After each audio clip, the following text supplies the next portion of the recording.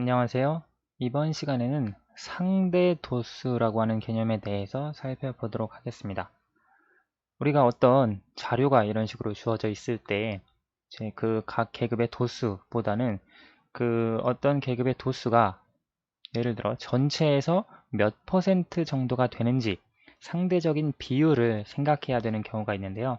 도수분포표는 이런 60 이상 90 미만이 전체의 몇 퍼센트다. 그것을 한눈에 알아보기가 쉽지 않습니다. 그래서 각 계급의 도수가 전체에서 차지하는 비율을 이해하기 위해서는 예를 들어 여기 30 이상 60 미만인 계급에 있는 도수가 전체의 몇 퍼센트인가? 그것은 전체 50명이죠.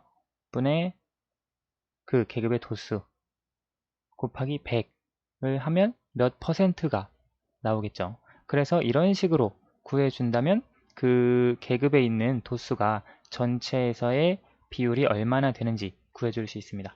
그래서 우리가 그런 것들, 각 계급의 도수, 즉 전체에 대한 비율을 이해하기 위해서 상대 도수라고 하는 개념을 도입을 했는데요. 상대 도수라고 하는 개념은 도수 분포표에서 혹은 뭐 자료에서 음,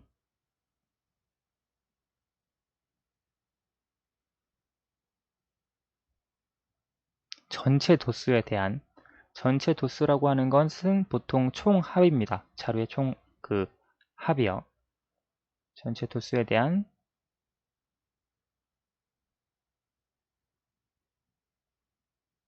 각 계급의 도수의 비율, 이것을 상대 도수라고 합니다. 그래서 이것을 식으로 나타내면 어떤 계급의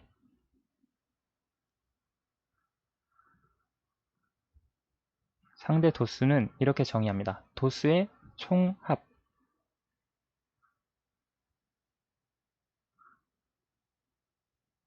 그리고 그 어떤 계급의 도수,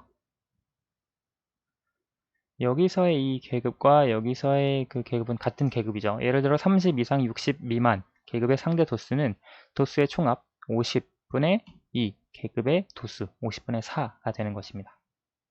이해가 되시죠? 그런 식으로 한번 구해보면 이것은 아까 얘기했듯이 전체가 50입니다.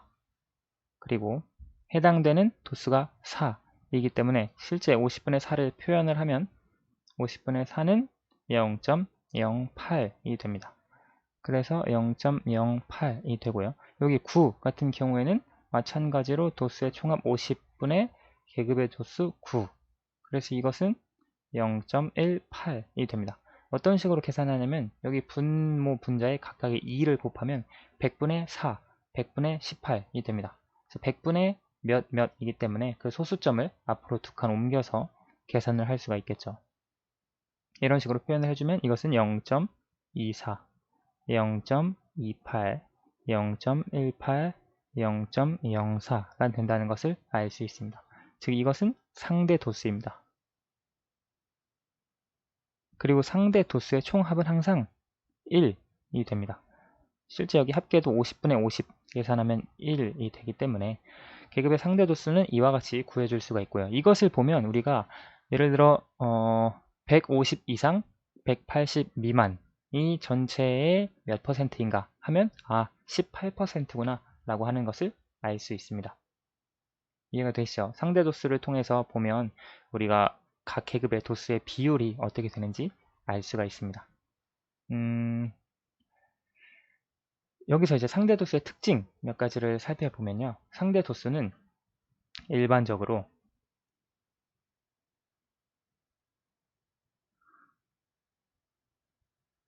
1보다 클 수는 없습니다. 그리고 0보다 작을 수는 없습니다. 만약에 어떤 계급의 도수가 0이라면 그것의 상대 도수는 0이 됩니다. 음수가 될 수 없습니다. 그리고 어떤 계급의 상대 도수가 1보다 클 수는 없습니다. 예를 들어 전체가 50인데 어떤 계급의 도수가 50이라면 그 계급의 상대 도수는 1이 됩니다. 전체 도수가 50인데 어떤 계급의 도수가 51이 될 수가 없죠. 그래서 1보다 큰 상대 도수가 나올 수는 없습니다. 그리고 아까 말씀드린 것처럼 상대 도수의 총합은 1이 됩니다. 그래서 기억을 해 두시고요. 그리고 여기 도수와 상대 도수의 관계를 하나 기억을 해 주셔야 하는데요. 상대 도수와 도수의 관계는 정비례 관계에 있습니다. 그래서 어떤 계급의 상대 도수는 그 계급의 도수의 정비례 한다라는 특징이 있습니다. 정비례한다라고 하는 것은 여러분 배웠듯이 여기서 어떤 것을 비교를 해볼까요? 여기 4와 12를 한번 비교해 보도록 하겠습니다. 4에서 12, 즉 30 이상 60 미만의 계급, 90 이상 120 미만의 계급에서 도수가 4에서 12로 3배가 되었습니다. 그러면 상대 도수도 0.08, 0.24, 3배가 되죠. 따라서 상대 도수는 도수에 정비례한다는 걸 알 수 있습니다. 도수가 A배만큼 커지면 상대 도수도 A배만큼 커진다고 하는 거, 우리 정비례 Y는 AX, 이와 같은 식으로 표현하는 것에 대해서 살펴봤었죠. 이미 배운 내용입니다. 그래서 이것이 상대 도수의 특징입니다. 그런데 이 상대 도수를 이와 같이 상대 도수 표로 나타낼 수도 있고요. 상대 도수 분포 표를 그래프로도 나타낼 수 있습니다. 이것은 뭐 히스토그램 형태 혹은 도수 분포 다각형 형태로 나타낼 수 있는데요. 비슷합니다. 원리는 지난 시간까지 배웠던 내용 그대로 가로축에는 여기 계급의 크기 30, 60, 90, 120, 150, 180, 210을 써주고요. 그 다음에 세로에는 2에서 12까지 있는데요. 우리가 지금은 도수 분포 다각형이나 히스토그램을 그려주는 게 아니라 상대 도수 분포표에 대한 그래프를 그려주기 때문에 세로축은 항상 동일합니다. 보통 그려주는 것은 세로축을 항상 동일하다고는 할 수 없겠네요. 그 상대 도수를 보시고 쓸 수 있습니다. 어떤 식으로 쓸 수 있냐? 상대 도수에서 가장 큰 값이 0.24입니다. 가장 작은 값이 0.04입니다. 그래서 뭐 눈금 반 눈금을 0.04라고 하고 표현할 수 있겠네요. 그럼 여기가 0.08, 여기가 0.12, 0.16이 되겠고요. 그리고 0.20, 여기가 0.24, 그리고 여기가 0.32, 네모칸 한 칸이 0.08이 되는 겁니다. 이런 식으로. 그리고 여기가 0.40, 이 정도로 표현해 줄 수 있겠네요. 0.24가 최대값이기 때문에 따라서 30 이상 60 미만인 경우 상대 도수가 0.08입니다. 그리고 60 이상 90 미만인 경우 상대 도수가 0.18입니다. 16과 20 사이 여기쯤 위치해 있겠고요. 90 이상 120 미만 12, 즉 0.24이기 때문에 여기.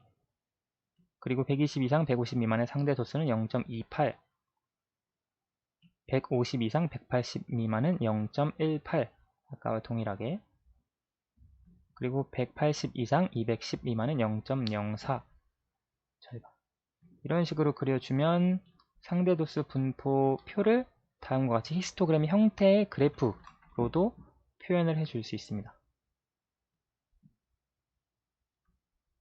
그리고 히스토그램이 아니라 여기서 그린 상대 도수 분포표의 그래프를 도수 분포 다각형 형태로 표현해 줄 수도 있습니다. 마찬가지로 여기 가운데 점들을 다 찍으시고요. 이것을 실제로 이렇게 연결을 하면 상대 도수에 대한 그래프가 이런 식으로 그려진다는 것을 알 수 있겠습니다. 그래서 상대 도수, 지난 시간까지 배웠던 히스토그램 도수 분포 다각형 도수 분포표, 그것의 차이는, 가장 큰 차이는 각 계급의 도수의 비율을 상대 도수 분포표에서는 혹은 상대 도수 분포표의 그래프에서는 알 수 있다는 것, 그것이 가장 중요한 특징이라고 할 수 있겠습니다. 자, 그러면 한 가지 예시만 살펴보고 마치도록 할게요. 이제 어떤 반 학생들의 수학 성적, 과학 성적을 이렇게 도수 분포표로 나타냈을 때 그래프는 그리지 말고 상대 도수를 구하여라 라고 해봅시다. 상대 도수를 구해보면 전체가 25입니다. 그래서 여기 50 이상 60 미만의 상대 도수는 25분의 3이 됩니다. 실제로 계산하면 분모 분자의 4를 곱했을 때 100분의 12이기 때문에 0.12가 되고요.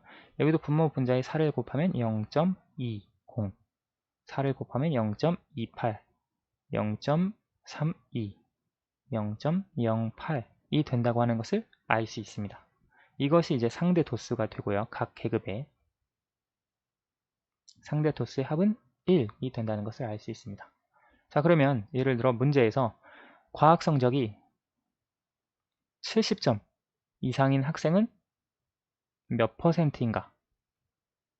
라는 문제가 있었다면 70점 이상인 학생들의 상대 도수가 0.28, 0.32, 0.08입니다. 다 더하면 0.68이 됩니다. 그렇죠? 이것을 우리가 퍼센트로 나타낸다면 68%로 쓸 수 있습니다. 따라서 70점 이상인 학생들의 비율은 68%이다 라고 상대 도수만 보고 알아낼 수 있습니다. 이것이 이제 상대 도수의 장점인 것을 알 수 있습니다. 이해가 되시죠? 그래서 상대 도수는 각 계급의 전체 도수에 대한 그 계급에 속한 도수의 비율을 한눈에 알아볼 수 있다는 거 이해해 주시면 되겠습니다. 보통 잘 나오는 문제들은 예를 들어 이렇게 빈칸을 놔두고 이것의 값을 구하고 그것에 대한 도수를 구하여라 라고 하는 문제가 많이 나오는데요. 아까 말씀드린 대로 상대 도수의 총합, 여기 하나 더 쓸 수 있겠네요.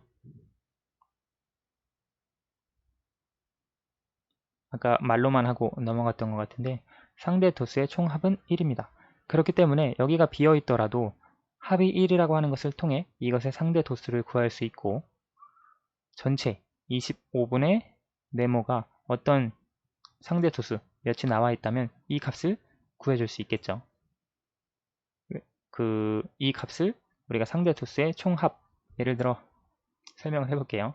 이 값을 x라고 하고 이 값을 y라고 한다면 25분의 y는 x가 됩니다. 그렇죠?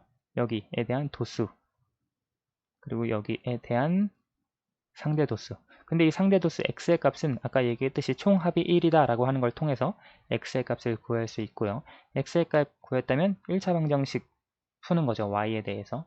그래서 x의 값과 y의 값도 모두 구해줄 수 있습니다. 그런 유형의 문제에도 출제된다는 거 기억을 해주시면 되겠습니다. 그래서 상대 도수의 특징 3가지 정도 잘 기억을 해두시면 되겠습니다. 오늘은 여기까지 하도록 하겠습니다. 감사합니다.